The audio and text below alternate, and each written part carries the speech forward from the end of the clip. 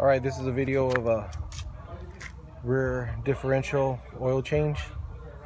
The part numbers you'll need are this one right here, 10-4016.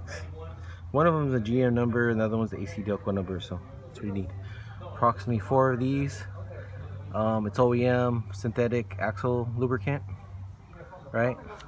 Approximately 4 of those. And you will need a shot of this stuff right here. It is it's a limited slip axle lubricant additive. Part number is 104003. Next part number down there. So it's approximately 4 ounces. So you want to add a shot of that and 4 of these. And your drain plug is gonna be right underneath here that I just drained right now. Just cut to the chase. And you're gonna fill it right here. Okay, so I'm gonna go ahead and fill that up until it pours out. This is your fill plug.